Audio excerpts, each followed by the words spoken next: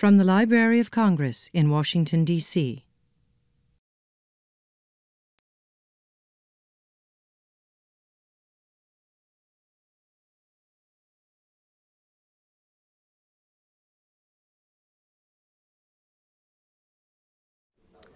Well, good afternoon and welcome to the Library of Congress.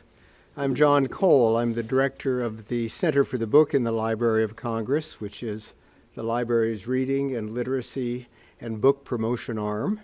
And we promote books, reading, libraries, and literacy here at the Library of Congress and also throughout the country. We have hinged our program in part, our national program, on two networks: State Centers for the Book, which are affiliates that work with state writers largely in promoting books and reading in states, and also nonprofit organizations that partner with us in various projects. One of the biggest projects that we're involved in is the National Book Festival, which I hope some of you know about, and if not, I can let you in on a secret. It looks like we're going to be moving to late September this year after a couple of years at Labor Day weekend, but we'll still be in the Washington Convention Center. We also have programs here at the library such as Books and Beyond, and thank you for joining us today on such a cold day. I know that a number of you are in town for professional reasons, but we have members of the public, and you have a treat in store because we are talking about a very special book. The Books and Beyond series is a noontime lecture program based on brand new books that have been published that have a special connection with the Library of Congress. And boy, do we have a special connection today. Often the authors have done their research here, but sometimes the books are based on projects that have been produced by the library for the last few years. There are lots of seats kind of in the middle if people would like to step across. That would be great. The program works like this. We will have the book talk. Then we also will have a question and answer period. The show is being filmed not only by the Library of Congress, but also by C-SPAN, so you will have an opportunity to see it later. There will be a question and answer period. I would like to remind you to turn off all things electronic. And then we will have a book signing starting at about 1 o'clock. But I get a big kick out of being able to hold up beautiful books that in anticipation of learning not only the story about the book, but a good deal about Lewis and Clark and a good deal from two gentlemen who will be introducing themselves, who are experienced and have a great deal of knowledge about the period and a great deal of knowledge about their respective institutions. They are Ralph Ehrenberg, who is currently the chief of the Library of Congress's Geography and Map Division. Ralph was the chief from 1990 until 1998, and we had the good luck of having him return as chief of the division and in 2011. His partner in crime today is Herman Viola, who also is a veteran employee. Your program is being brought to you by veterans, including myself. I've known Herman and Ralph for a number of years. They initially met when they worked at the National Archives in the mid-'60s, which was when I came to the Library of Congress in that period. Herman had a long career with various positions at the Smithsonian, but he's been brought back, he told me today, after retiring from the Smithsonian to work half-time at the National Museum of the American Indian on another exciting project. So it's typical that we don't let our veterans or our experts get away, and we're lucky enough to have two of them here today who are going to not only tell us about the book, but share their knowledge of this period of American history with me. They will tell you more about themselves and all about the book. Let's welcome Ralph Ehrenberg and Herman Viola.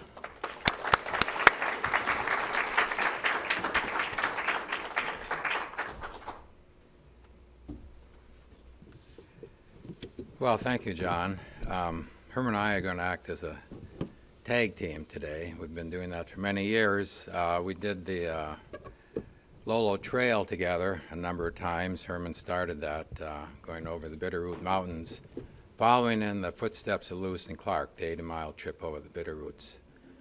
And he initiated that for the Smithsonian and then carried that on himself, and I was lucky enough to be involved in a number of those.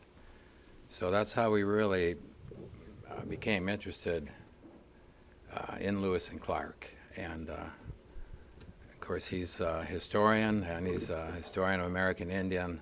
So we came at it from that point of view, and I'm a historian of cartography, and I came at it from that side. So together we put this book together. And as far as we know, it's the only book that focuses primarily on the maps of Lewis and Clark. There are, of course, a huge number of books since the bicentennial of Lewis and Clark on them and on the various activities. And some touch on maps. And there's a fine atlas that was put together on Lewis and Clark maps. But we're trying to correct this imbalance of examining maps that guided them in the field and documented their route. Before I continue, I do want to thank a number of people that were involved with this production, beginning with Levenger Press and Mim Harrison, who's the great publisher of that press and has done a number of books with the Library of Congress. And I took this idea to her about 2 years ago, I guess, and she was very interested in it. And then we met with Peggy Wagner, who's one of the publishers in our publishing office, and she carried on from there. So I want to thank both of them. I want to thank Peggy particularly, and Peter Devereaux from the publishing office, and Diane Chug O'Neill from Geography and Map Division, who made a special effort to scan all the maps. We have over 100 maps in the book, and each one of them had to be specially scanned from the Library of Congress. A number of them, the majority are from the Geography and Map Division. I also want to thank Jackie Nolan, our cartographer in the Geography and Map Division, who compiled a number of the maps, and our reference section, particularly Ed Redman, who helped a great deal while I was working on the book. The theme of our book is the biography of Lewis and Clark's great 1814 map, and measures 12 by 28 inches. This is the original. This is the original copper plate engraving, and it's the size. There's an American edition and a British edition. This was published in 1814. So the book is really the background, the stories behind this story. And this map was first published with Lewis and Clark's journal, The History of the Expedition under the command of Captains Lewis and Clark. It was edited by Nicholas Biddle. Thomas Jefferson was the inspiration. He wrote the specifications for the map for Lewis, but much of the map making was actually done by his co-leader, William Clark, who was the cartographer, military training, self-educated in map making.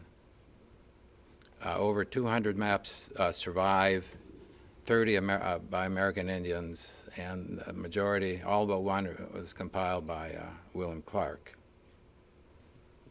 Although Jefferson wrote, "I cannot live without books," he also wrote, "An inspection of a map will give a better idea of geography than any description in writing." And Thomas Jefferson himself was a cartographer. He published his map of Virginia in 1787 for his notes on the state of Virginia. And he comes from a family of map makers. Joshua Fry and Peter Jefferson published the first accurate map of the state of Virginia in the 1750s. Today, Lewis, I've got to move ahead here. Okay, this is a map that Dr. Mullen is showing you.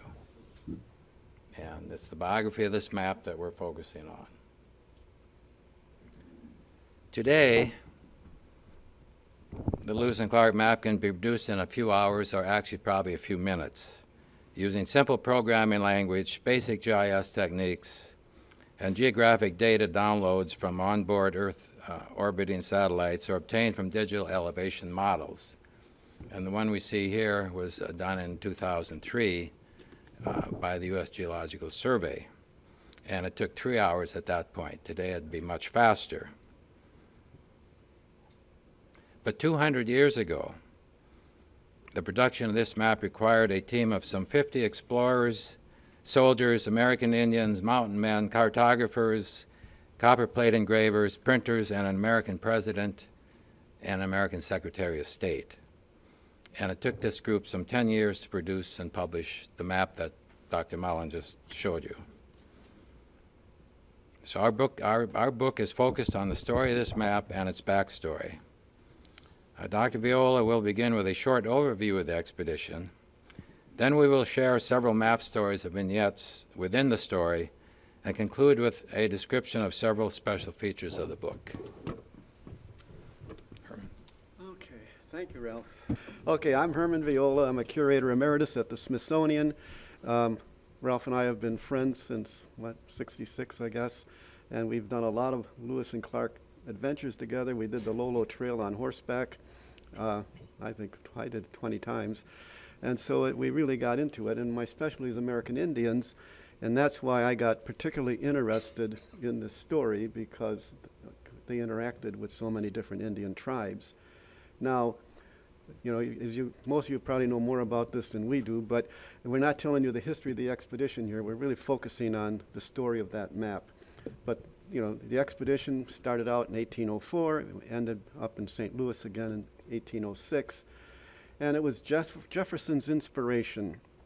He wanted to know what was beyond the Mississippi River, and so he wanted to do this several times, couldn't figure it out. He actually hired a scientist to come to the West Coast by way of Russia, and the Cossacks stopped him. And so, anyhow, once he became president, he was able to make this a reality. And he picked Meriwether Lewis, who was a neighbor, young man. He knew the family quite well and talked Lewis into coming on board. And so they planned this thing for quite a while. And so, you know, theoretically, I mean, these were probably, I don't want to offend anybody, these were probably Republicans at that time. And so, and so the Congress didn't want to waste any money. And so, so anyhow, Jefferson had to convince Congress that this was actually an economic adventure that would pay off for the United States, and he needed to have a few dollars, $2,500 or so, to fund a few soldiers to go west. And he said, you know, we're doing this so that we can make contact with the native peoples who live out west. We don't know anything about them. We don't know how many warriors they have in these tribes. We'd already had a couple wars with Indians to begin with. Last thing we want to do is go west and find out we're going to deal with people we couldn't, you know, cope with. So Congress thought that was a very good idea, but of course Jefferson secretly was hoping to discover new animals. You know, there were all these stories about extinct creatures, and he was hoping that some of those creatures were still alive. He's the only president, I think, who had a mastodon skeleton in the White House. And so he wanted to make sure that the fellows who did this really kept good notes, documented the plants, documented the animals, and of course, by priority, make friends with the native peoples they met. The last thing we wanted to do is have a conflict with people all across the American West. And so anyhow, the expedition set out from St. Louis in 1804, May of 1804, and you can see this wonderful chart which gives you an idea of the route back and forth. The reality is, and this is something that most people don't realize, is that they actually thought there would be a ship on the Pacific coast, that these poor devils wouldn't have to walk all the way back again, and there would be a boat that would take them. And because there was a lot of shipping going along the Pacific coast. And as it turned out, Lewis and Clark spent the winter out there, and there had been a boat about 50 miles up that they never got contact with. So then they just had to tighten their belts and go all the way back again. So and they actually ended up making about, let's say, 8,000 miles on foot. And on water, and 800 miles on foot. And so they tried to use boats primarily because the goal was to find a water route across the continent that would really simplify making contact with the Pacific and doing international trade. And so they set out, with a keel boat, and then they got up to the Mandan villages, and they sent the keel boat back with stuff that they had already collected. And then they went back into canoes and went further upriver. And the one drawback, which none of them planned on, Jefferson thought this thing through very carefully, but they never dreamed they were going to need horses to cross the mountains. Lewis and Jefferson walked along the Alleghenies, and the theory was that they knew there was a mountain range out there, but they thought it was just a parallel mountain range to what was in the east. And so these fellows could just stroll over and take their boats down. And so here these poor fellows suddenly see these huge mountains, snow-covered mountains, and they had something like 3,000 pounds of supplies that they were carrying. A lot of ammunition, lead, gunpowder, paper for all the notes they took, presents for the Indians. And so they really had a challenge, and then they knew then they needed horses, and who had horses? The Indians. And fortunately, they had with them Sacagawea, who was a Shoshone girl, and as really only Hollywood could write a script like this. She was along because she was married to this Frenchman who was kind of a rascal. We won't go into that, and a Charbonneau. And so anyhow, she said, well, look, this is where I used to live. She recognized places where she'd been as a girl. She'd been kidnapped when she was like 12 years old or so. And then she said, my people are here. And sure enough, they bump into a Shoshone village, and the chief of the village was her brother. So, and they met, and I can't spend too much time with those, but it was a very emotional meeting when she's interpreting and with this man, and they suddenly realize that they're brothers and sisters, and they hadn't seen each other in all these years, and they hugged each other and cried. And Lewis and Clark in their journals, give you an idea what they thought of Indian people at the time. Why, Indians are just like us. They have emotions just like us. I mean, there's so many interesting depth into this story. But anyhow, thanks to that reunion, they got their horses. And then they were able to go over the Lolo Trail, which I urge all of you to try to do this if you can. There's a highway, of course, you can take now and still say, oh, that's where they were. But there are still people out there wranglers and stuff, who will take horseback people. And you'd be amazed, the campsites that they documented in their journals are there to this day. When we'd go there, we'd take the journals out and say, and we'd read, and we'd say, this is where they stood. I mean, it's just astounding. So anyhow, then they made it to the Pacific coast, and the boat wasn't there to take them home, and so they had to come all the way back again. Now, the one myth about this story is that Lewis and Clark went off into an untracked wilderness. They were the first people to see it, and no one knew anything about it. But the reality is they had AAA triptychs from the American Indians. And it's just, we just, hard for us to believe, but the Canadians had been up there earlier, the Hudson's Bay people, and they had collected a lot of geographical data from native peoples. And so, let's see. So anyhow, Lewis and Clark, when they go out there, they're supposed to make friends with these native peoples. And so they did that very well. They encountered, it's documented that they met 55 different native groups. Now, some of them were complete bands of people, some were just individuals from tribes that bumped their way, but they made contact with about 55 different tribal peoples. And their mission was to say, we're the new people on the block. You may have been loyal to Spain or to Russia or to France or England, but now the United States is here, and we have a boss in the East who's going to be very kind to you, and he's going to be the great father. And now the other myth is that the Indians called him the Great White Father, and that was nonsense. They never called him the Great White Father. It was always the Great Father, the person who gives gifts. Indians were colorblind that way. So anyhow, here you see one of the engravings, early ones, showing Lewis and Clark meeting with the native peoples. So anyhow, they carried gifts to give to native peoples. One of the big things they carried were ribbon, colorful ribbons. They were lightweight, but the most important gifts were medals and uniforms and things that gave military significance. And these are called peace medals, and they're called peace medals because on the obverse of these coins, you see the clasped hands of friendship. Non-literate peoples can easily understand them. And Lewis and Clark carried about 100 of these with them. And so they would give, there were 3 sizes, and they gave the biggest one supposedly to the head chief, even though most tribes didn't have such a thing as a president. And then the middle sizes were the kind of the lieutenants, and then the small ones were like the ordinary members of the community. But these Indians valued these things greatly. And they'd keep them their whole lives. They'd be buried with them, and they still show up in graves occasionally out west when they do road work and stuff like that.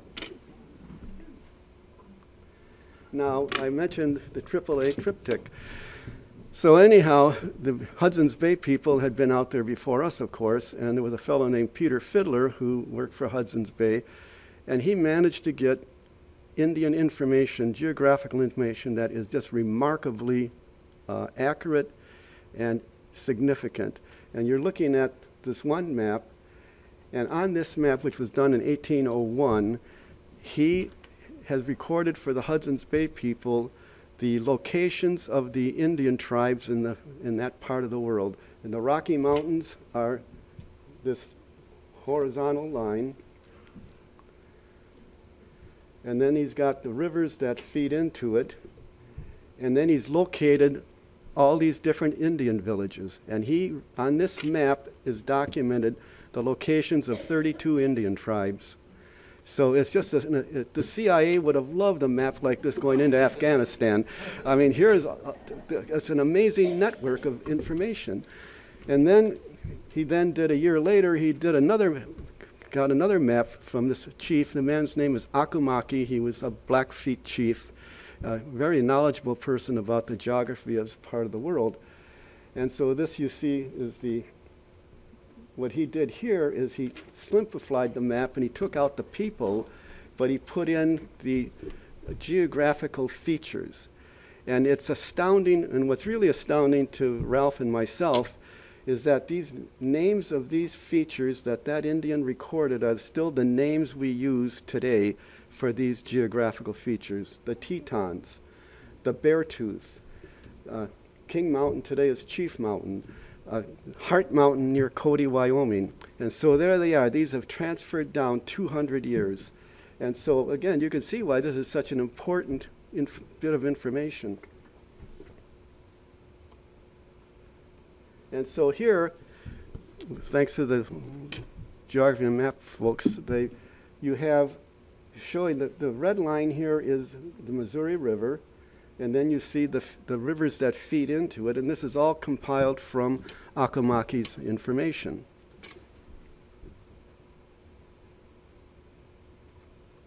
Now, this information went to England and then was transferred to the first real geographical map of North America by a scientific cartographer named Aaron Arrowsmith. And what to me is the most significant thing of this map is that you saw Akumaki had filled that map of his with all these tribal peoples all over the West. And then when this is composed and compiled in England, all that Aaron Arrowsmith put in were the geographical features. And he erased all these thousands and thousands of people who lived out there. And that's why I'm convinced people in the East said, well, that's an empty landscape. It's ours for the taking, because nobody's there. And all done with a stroke of a brush, that thousands of people are gone. And so to me, this is a very significant historical document. And of course, though, Lewis and Clark, as they go west, encounter these people. And the reality is that expedition could not have succeeded without the help of those Indians they encountered. And I like to tell folks that what Lewis and Clark did was go follow a chain across the West, and each link in the chain is an Indian community. And so they welcomed them and then said, now you want to make friends with these folks next door. And so that's how it worked. It was a chain of friendship. And I don't want to go too long here, but anyway, I work a lot with Indian people. Just to give you an idea, when they get over the Lolo Trail and they're starving, they think they can't get anywhere, and they are looking for people, they meet the Nez Perce. The Nez Perce had heard of white people, never met them. And so here Lewis Clark is going ahead with about 6 of his men. They see a village in the distance. They got to get food. And they see 3 little boys jump up and start running like crazy. And so Clark gallops up. He's on his horse, grabs one of the kids, takes him, says, stop, don't run, we're friends. We're here to help you. Now remember, Clark has flaming red hair. And Indians at that time had never seen anything except black hair and brown eyes. And some of the guys with Clark were blue-eyed, and one of them had a beard but no hair. And so they gave the boys yellow ribbons and said, tell your families that we're going to have extra people for dinner tonight. So we'll be there shortly. So these boys go running into the village, and this is all documented. The Nez Perce still have this oral history to this day. And these boys run into the village yelling, we've seen monsters in the woods, monsters in the woods. And the parents tell them to calm down. And what do you mean monsters? Yes, yes, he says, some of them have blue eyes. And of course, only fish had blue eyes out there. And they said, and one monster, his head is upside down. But he said, and they said, but the worst monster, his head is on fire. So anyhow, long story short, they said to kids, calm down, we'll see what these monsters are really like. They welcomed the Lewis and Clark expedition, and the rest is history. Thank you very much. Here, now if you can take over. He's not done yet. So this was a very important map. This is Aaron Arrowsmith's map of 1802. And actually, there were 2 1802 maps, and we were just lucky enough to acquire the second one just recently, which really relates more directly to the Lewis and Clark expedition. But this map was not this particular map, but one just like this was purchased by Jefferson. And as part of the planning then for Lewis and Clark, Jefferson put together a team to plan the expedition. And this was one of the primary sources. And he worked very closely with Gallatin, the Secretary of Treasury. And Gallatin had Nicholas King then pull all of this data together. Nicholas King was the British surveyor, immigrated to the United States in the 1790s, and ended up here in Washington, D.C., his father also. And they both worked in the surveyor's department of the district of the city of Washington at that time. And in 1803, King was named first surveyor of the city of Washington. So he was surveyor of the city of Washington, 1803 to 1812. And he really implemented L'Enfant's plan on the ground. But he also worked part-time for the War Department. He worked 6 hours a day for the city and then 2 hours a day for the War Department. And he did a number of maps for the War Department and for Jefferson. And this is one of the, well, this is the most important. This is a map then that he compiled. Let's see if I can work this again. So this part of it, he took from Arrowsmith's map, which was based on British surveyors, primarily the Hudson's Bay Company. And then Vancouver's map provided the West Coast outlines, the coastal outlines. And the interior was taken off of the Arrowsmith map, which is in essence Akomaki's map. And one of the nice things that the designers did for this book, they did insets for the larger maps. It's always hard to reproduce a large map in a book. You can never read the details. So I asked them if they would, I told them I wanted to do insets, and then they came up with this great inset map. So we have 3 of these in the book. But this shows the detail then of the upper Missouri River This is actually the Milk River and the Missouri.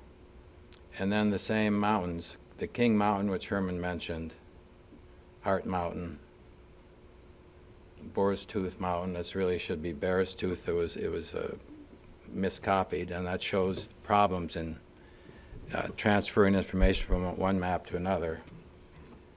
And this is the Great Bend of the Missouri, which is around Bismarck, North Dakota.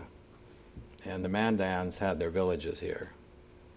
And this part of the map was taken from Thompson, David Thompson, 1798. Thompson was a surveyor for the Northwest Fur Company, and he had visited the area and actually surveyed it. He was a trained surveyor. And he made a small map, which was copied by the British diplomat Edward Thornton. And through that, through Thornton, Nicholas King got a copy of the map. So we have a lot of British information, but it's primarily an Indian map.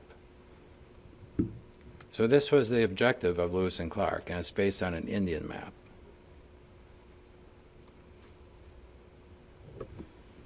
And what's interesting, to just follow this is a diagram that shows the exchange of Indian and fur trappers data at that time. So this is the Akomaki map. This is David Thompson's map, a fur trader, mountain man, so American Indian and mountain man. This information makes its way back to London, where Aaron Arrowsmith gets access to it. And then he compiles his map of North America, which is purchased by Jefferson, and it's copied by Nicholas King. And this map is then actually carried by Lewis and Clark to the Great Bend of the Missouri. So it makes a complete circle. It's just a fascinating example of international exchange at a very early time in our history. These two maps are in our collection. The original Nicholas King map is in our collection.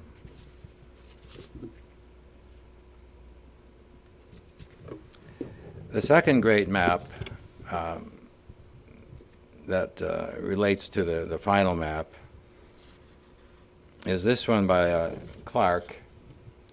And this was prepared by Clark during their first winter oversight in Fort Mandan, which is near Bismarck, North Dakota. And the Mandans had several villages up here. And from the winter of 1804 to 1805, Lewis and Clark stayed here, and then sent information of the lower Missouri. This is St. Louis, and here's the Missouri River. So now for the first time, this has been mapped in detail. The French and Spanish knew of this part of the river. They knew of the river from St. Louis to Fort Mandan, but they hadn't mapped it in detail. Lewis and Clark were the first to do that. And this information was sent back in the spring of 1805 when Lewis and Clark set out on the second leg of their expedition out west. And they sent back, I don't know, 7 or 8 men with them. And Lewis and Clark are very good commanders. They sent back the malcontents along with this data. And the data reaches Washington, D.C., and Nicholas King, the first surveyor of the city of Washington, a British trained cartographer, and Thomas Jefferson sit on the floor of the White House, then the President's house, and pull all this information together. So Jefferson was intimately involved with this. And Nicholas King then compiles this map. He compiles 4 copies of this. This is in our collection here. This was, he compiled one for the State Department, one for each House of Congress, and one for the War Department. And this is the State Department copy. And the War Department copy is in the National Archives. The other 2 have disappeared. But it really shows 3 layers of information. One we've already talked about is the first relatively accurate rendition of the lower Missouri. The second level of information, well, here's the Missouri, a detail from it. And the second relates to a census, displaying a census of Indian military power. And you can't probably read it, but it's 300 tents, 800 men. And I added these all up one time. It comes to 16,000 warriors. Now, the warriors could have been young boys, probably, as well. But that was the count, 16,000. The U.S. Army at that time was 3,000, generously. And on the frontier, probably 300, you know, in St. Louis and along the Mississippi River. So when they saw this, they were probably a little concerned. But that was one of the purposes of this map. And the final layer of information is the West, the second leg of the expedition, which is really a planning map, which is unknown, as we saw in that earlier map by Akomaki. And during the winter, they debriefed Indians returning from war parties, from trading parties, and they add this new information. They extend the Missouri River.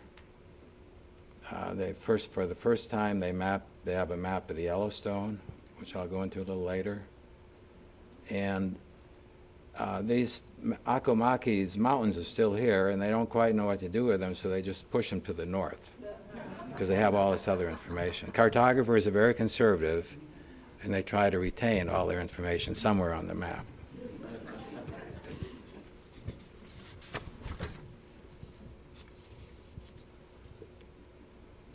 Now, how was the map compiled? And all of the later maps are compiled this way.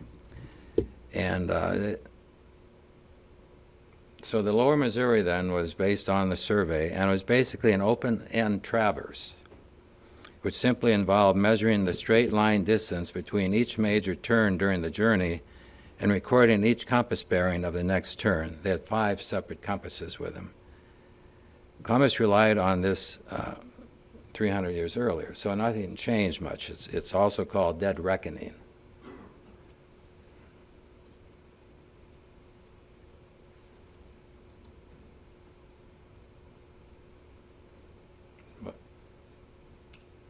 So from this, as they're going up the river, they're taking these compass bearings. And then somebody in the boat, Clark is taking the bearing, and somebody in the boat is writing it down. And courses and distances, July 26, 1805, May 1805. So each turn, and as Herman said, that was an 8,000-mile trip, and 4,000 miles one way. Each turn, they recorded this information. Compass and distance. So 45 degrees west of south, 45 degrees west of south. This book by Martin Plamondon is a tremendous 3-volume work on the entire trip.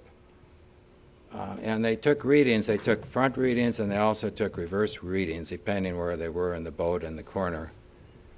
And so there were errors, but the errors seemed to have canceled themselves out, because they're only about 20 miles off at the end of a 4,000-mile trip from St. Louis to the mouth of the Columbia River. But, and here you get the other information, 45 degrees west of south, which is this one right here, to the point of an open plain on the opposite bluff. So here's the open plain, here's the opposite bluff.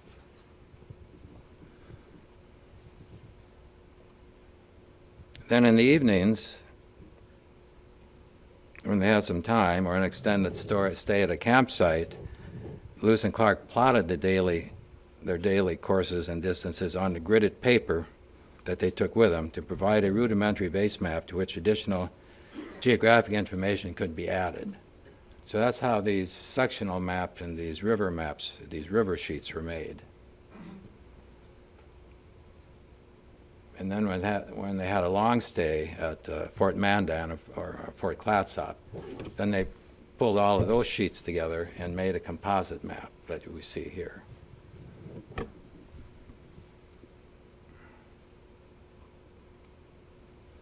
And this is a detail, one of the river sheets along the Missouri River.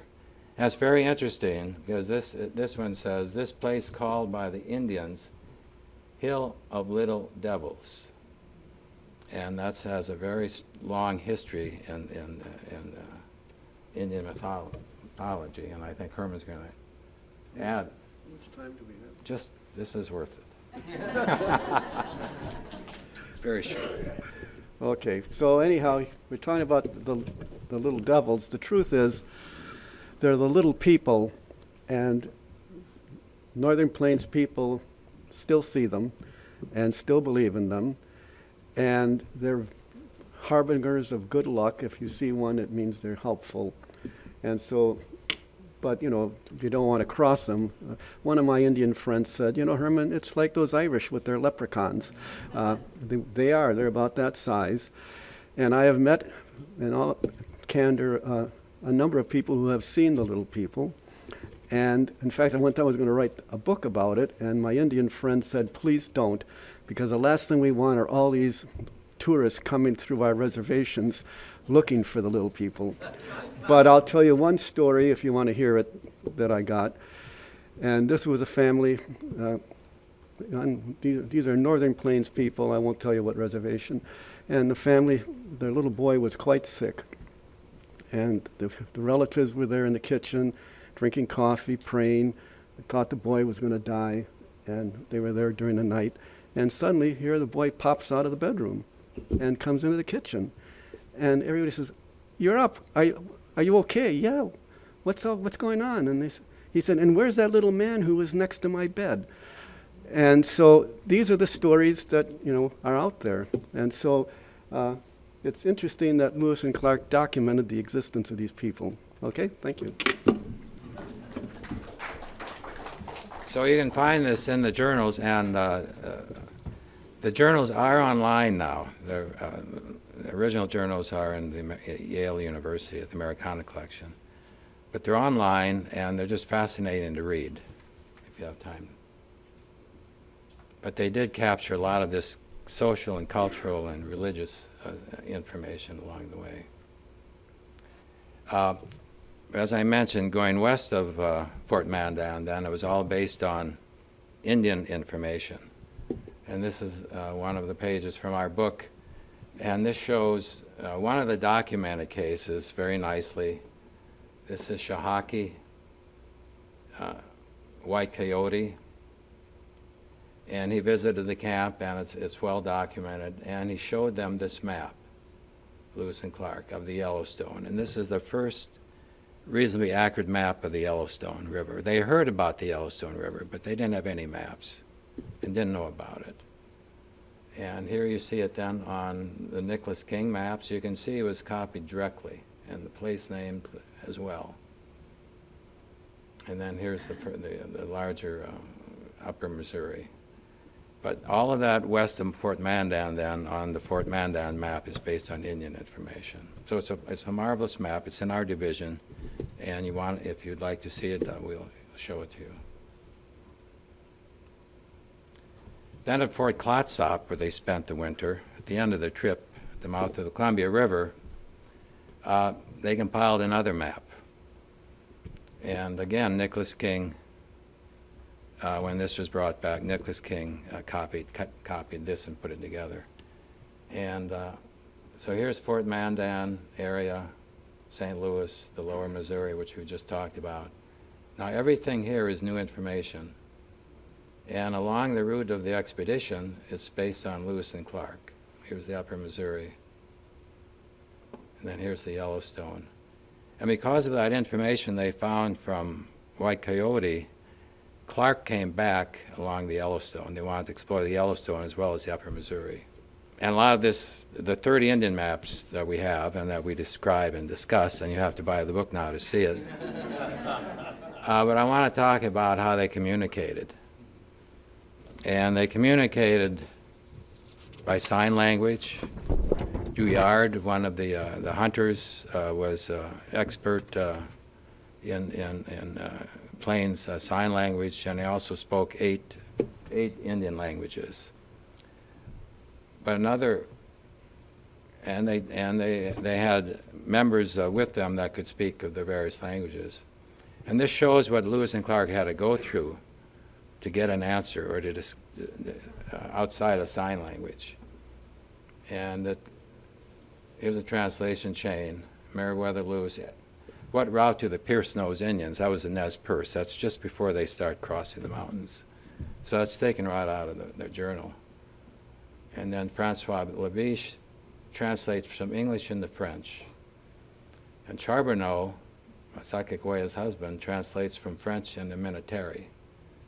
And then Sacagawea translates from Minatari to Shoshone. And that's how they spoke. The others spoke with her brother. And there's one example, it was 5 different languages in one chain. And then, of course, it has to be reversed. So it was very difficult. I mean, it was very time-consuming. And it affected the way the maps were made. Some of the maps took a day, 2 days to make, because you're doing this, you're going back and forth. And you're also talking to different generations of Indians, so they're generational maps in many cases.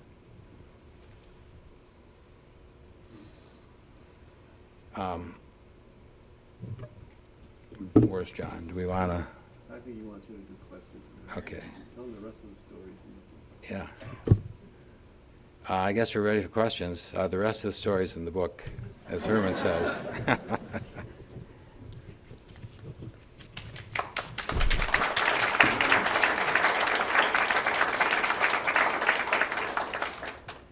We can't see the clock from here. That's the problem. Yes. In the one map, I think it was the King map, that showed the west as basically empty. Right. There was a long line that came down. Yeah, the Aerosmith map. Was Yeah. that to indicate the mountain range? That was, yeah, the Aaron Aerosmith map, and that indicates the idea of the mountain range. And it was a single range. And that was a long concept in European traditional view of the American West, because they compared it to the Appalachians. You could cross, as Herman said, you go through a valley and you're at the next site. Yes. Thomas Jefferson was very interested in natural history. What was the most interesting new species of animals that they discovered? Well, they really encountered so many different ones. I mean, they saw, for example, well, a great one is the grizzly bear. The Indians warned them when they were in the Mandan villages. They said to them, you know, you better be careful, because once you get past us, the monster bears are going to get you. And they laughed, and they wrote in the journals that these poor Indians, you know, we have guns. We don't have to worry about bears. And then at the end of the trip, that was the worst problem they had, was grizzly bears. They chased some of their soldiers up into trees. They chased them into the rivers. They would shoot these bears 5 and 6 times, and it didn't kill them. And so, yeah, the grizzly bear was probably the most significant natural history specimen they encountered. Yes. I'd like to hear something about how the various Native peoples used maps. What did they do before perhaps the French came, certainly the British and others? Did they draw on the ground? What did they transfer to? The indigenous part of They did draw on the ground. In fact, there's an example in the book. We begin the book with that just before they cross the mountains going west, and they draw it in the ground. They use stones and they pile up dirt to show mountains, and draw lines for rivers. And then these would be copied by Lewis or by Clark. Many of the maps that exist.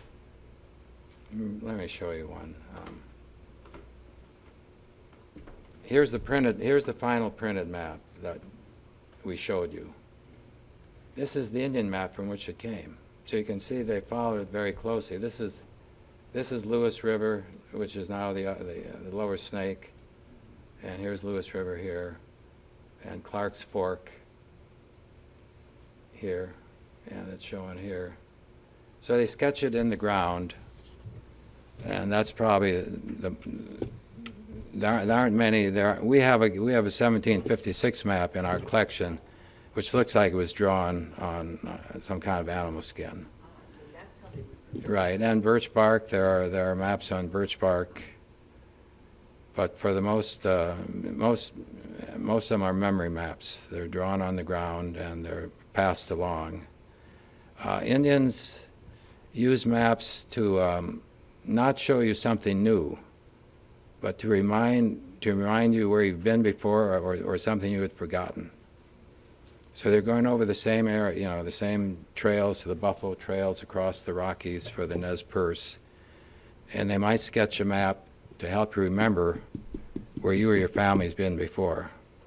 But unlike the European tradition of cartography, where we're creating a new map for you to learn something new, that didn't exist.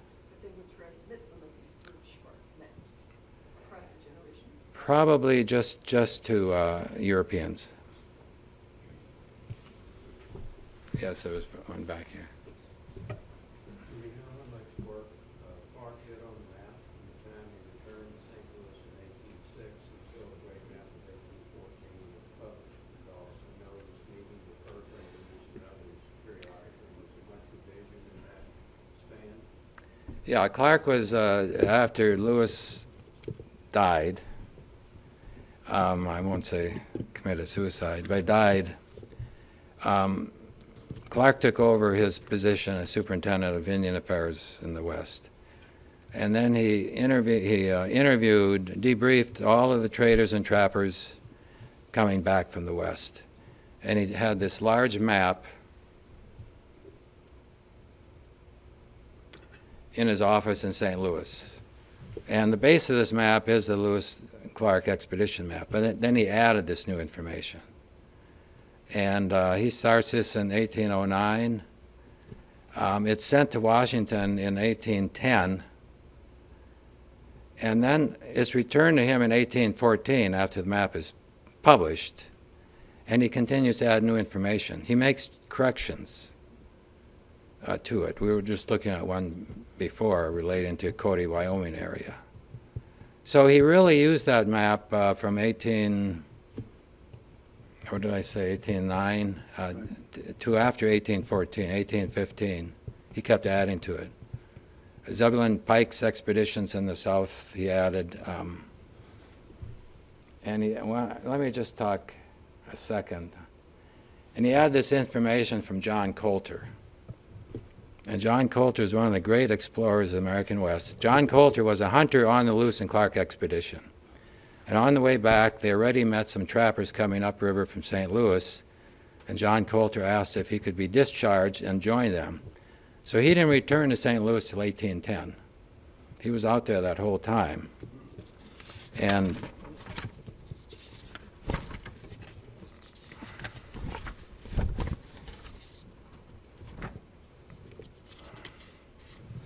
Coulter was the first Revenant. How many have seen the movie? Well, John Coulter was the first. He was out there for 6 years. He beat Hugh Glass and Leonardo DiCaprio by 20 years and 200 years. Coulter had 3 encounters with the dreaded Blackfeet during their continuing effort to drive trappers from the country. On one of these occasions, his partner John Potts was killed and dismembered. The Blackfeet then stripped Coulter bare and told him to run for his life, assuming erroneously that he could not outrun them. During his escape, Coulter managed to kill one of his pursuers, and in a great feat of endurance, he covered some 300 miles before reaching the safety of Manuel Lisa's fort 7 days later. So that's the story that should be told, John Coulter. But after that, Manuel Lisa, who was the fur trapper, head of the fur trading out there, sent him on a 500-mile trip around what is today Yellowstone National Park, to establish a network of trading with the Crows. And he did it in the middle of winter on snowshoes. To commemorate him, really, he came back and he was debriefed by Clark, and then Clark adds this new information to the map. And we see his trip here around what is today's Yellowstone National Park. Here's Yellowstone Lake, called Lake Eustis here after the head of the War Department, because Clark was still hoping the War Department would publish this map. And it says Coulter's route in 1807. And here's Lake Riddle. Initially it was Lake Biddle, and he named it after his publisher, which you always want to do. You want to get good graces with your publisher. But again, there was an error by the engraver, and it comes out Lake Riddle. But a great story, and there are many more of these in the book. I don't know if I answered your question. John? Just could you comment on the irony? Clark got all this information from the Indians and relied on them, and then the superintendent, he's responsible for one of the largest dispossession of Native Americans. Well, it was, I don't know if Herman, you want to take that? I don't think you want to go there. I don't think, well, I don't know if he was, I don't know. Responsible as the head of the Bureau of Indian Affairs. Yeah. He had very good relations with the Indians, personally. Yeah, they called him the red-haired chief, and they really admired him a great deal. And he really admired the Indian people. So no, but you know, you're right. The Trail of Tears all occurred in this time period because, as I said earlier, they thought the West was an empty place, and people in the East, running the Bureau of Indian Affairs, for example, said, let's, and they did that really because they thought Indians were getting destroyed because of alcoholism and other problems in the East, and the head of the Bureau at that time, a man named Thomas McKinney, a Quaker, very Christian, he said, let's set the Indians out there in that empty landscape where they can start all over again, and that's where the Trail of Tears, that whole concept got started. So it was really to help Indians, but instead it helped destroy their culture and their traditions. We have time for 2 more questions. Yes. Lewis and Clark began with maps that you showed us. And they've acquired maps along the way. Oh, absolutely. Like showed in Rocky. I'm gathering that there were maps showing routes across the Rockies, but they had no idea of the magnitude of the Rockies. Am I correct in that? Correct, they had no idea. But they did have maps showing. Okay, see, I'm reading another one of my several accounts, and it makes it sound like it was really kind of unknown territory, but obviously it wasn't. The distances were unknown. The distances were unknown. The Indians count on their maps. They don't have miles and distances. They have number of nights or days that it took. And actually, on that first Lewis and Clark map, the 1805, which they copied off of an Indian map, from the Rockies to the mouth of the Columbia, it's written right on the map, 8 nights. 8 nights. I forgot exactly how it says it, but it puts it in terms of nights traveling. So, and that's beyond the mountains. There isn't anything about the mountains, and I'm not sure the Indians did that much in the mountains. I mean, they're in the front ranges of the mountains where the game was. I mean, they crossed the mountains to hunt buffalo, the Nez Perce, and then there were the Indians on the eastern side, on the western side, and that's where the fishing was. So within the mountains themselves, I'm not sure they did much in that They wanted to area. go to Florida just like everybody else. They didn't want to be up there in that tough country. One last thing I'll tell you. Remember I mentioned that Lewis and Clark gave those boys ribbons? Would you believe that the Nez Perce have a museum on their reservation, Lapwai, and they still have one of those pieces of ribbon in that museum? Yes, one. You mentioned the medals of peace. Where are some of them? How many have survived? Where are they? Well, the Smithsonian has a good set of them. But if you want to get copies of them, you can go to the U.S. Mint. They still have the original dies for these medals, and they were given from George Washington, these were handmade ones. Only when we learn how to make coins by the time of the Jefferson administration are they those stamped ones. But they were made until the Benjamin Harrison administration, and then the government stopped issuing them but then they were just, the purposes of them had so devalued, they were giving these to kids at Indian schools if they got a good grade. So they said, we don't need to have these big tokens, they're solid silver medals. They were so significant, but so anyhow, they're in existence for about 100 years, but the Mint has copies of all of the coin ones, not the stamped ones that were created like for Washington and Adams and stuff. But every president from them to Harrison had those medals. And you can buy them at the Union Station. Yeah, they have Yeah. a shop at Union Station. The smaller ones. Well, thank you, Ralph and Herman. I'd like to thank them not only for a great, really a wonderful presentation, but also a wonderful book, which we learned about.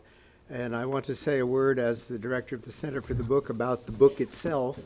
It is filled with a lot of the beautiful maps that you saw on the screen. It also has two, as Ralph, reproductions of maps which come with the book.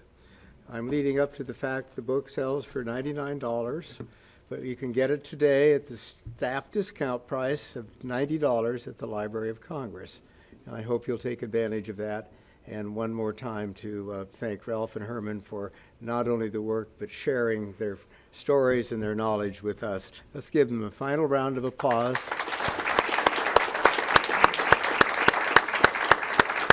And they will be signing the book at this table. And finally, I just want to say I want to congratulate the publishing office, Peggy Wagner, who's the managing director, for negotiating this deal and bringing this book to us, as did the two authors. Thank you, Peggy, and see you at the next presentation. Please join us. This has been a presentation of the Library of Congress. Visit us at loc.gov.